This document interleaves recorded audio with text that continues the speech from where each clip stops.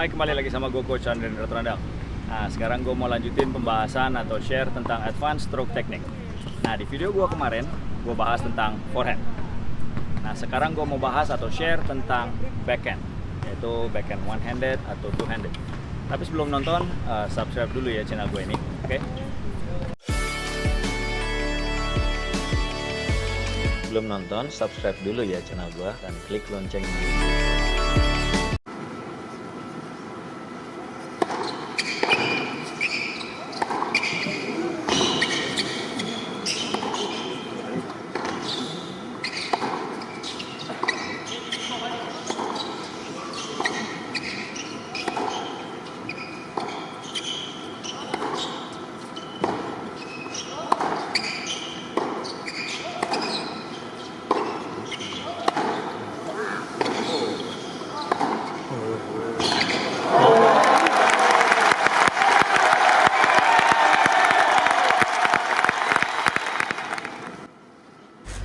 Nah, pukulan backhand ini adalah salah satu pukulan yang juga bisa dibilang penting dalam advanced stroke technique.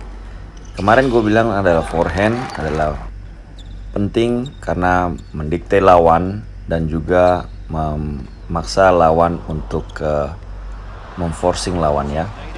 Dan kali ini dari backhand kita bisa lihat juga salah satu yang paling penting untuk kita sebagai pelatih untuk mempelajari karena memang dalam advanced stroke technique ini backhand juga salah satu bisa menjadi weapon untuk menutupi apabila kalau bermainnya cross court untuk ready position untuk sebelum ambil forehand.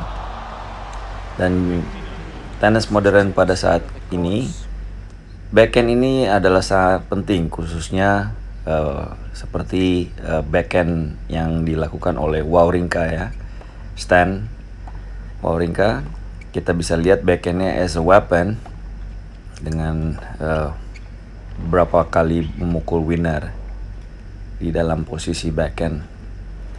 Nah, ini semua harus kita pelajari bahwa backhand juga bisa menjadi salah satu andalan karena dalam 5 game situation yaitu both player in the back atau rally, kita sebagai pemain harus bisa memainkan bola, memukul backhand untuk mendesak lawan sebelum kita set up mengambil forehand untuk put away ya.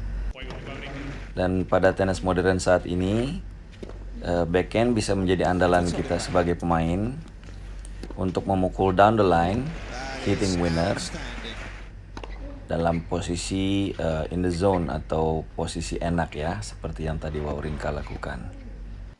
Nah, setelah ini kita bahas macam-macam pukulan backhand dan grip. Nah, oke. Dilihat kan videonya? Oke. Nah, sekarang gue mau bahas dari grip. Grip backhand ada yang bisa dibilang Eastern grip. Nah, Eastern grip, pegangan ini paling populer untuk backhand satu tangan di antara pemain top, yaitu Eastern grip. Yang dimana ruas jari pertama di antara raket ya, di antara raket untuk memastikan bahwa permukaan raket atau racket face berada dalam posisi vertikal saat impact atau contact point. Nah, pergelangan tangan ini posisinya tepat dan pada nyaman ya, serta firm setiap kali pukulannya. Kalau enggak, dia akan goyang. Dia harus firm ya. Dan untuk backhand Eastern grip ini, kita bisa lihat dari Federer slow motion ini, dia memukul bahwa gripnya, knuckle-nya itu tangan first fingernya di atas top of the racket ya. Itu untuk memastikan racket face-nya yang tadi gue bilang, racket face-nya is vertical dan contact point-nya atau impact-nya meninggalkan wrist-nya itu dalam posisi comfortable dan strong position. Kalau kita lihat tadi Federer lakukan mukul backhand, kita bisa lihat di sini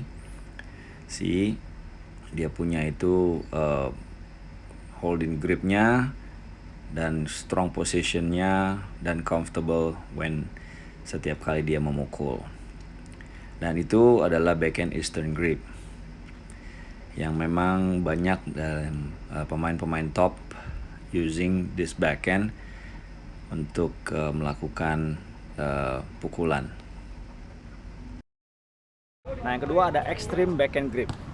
Nah, kalau pegangan yang ini tangannya di balik pergelangan ya, di balik pergelangan tangan atau pergelangan grip, dan wrist behind the handle of the grip.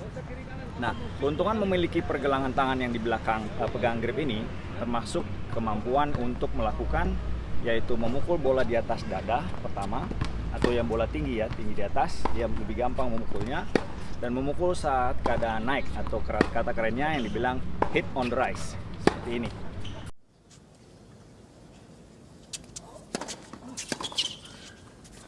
Nah, terus memukul bola yang pantulannya tinggi atau ketinggiannya normal atau normal ball, yaitu daerah-daerah comfort zone.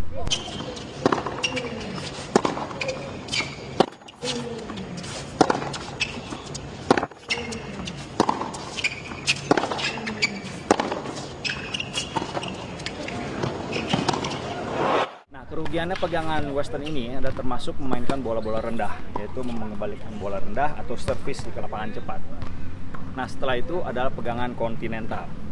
Nah, kontinental untuk pegangan ini telah digunakan di masa lalu seperti pemain topnya, yaitu McEnroe dan Mandlikova.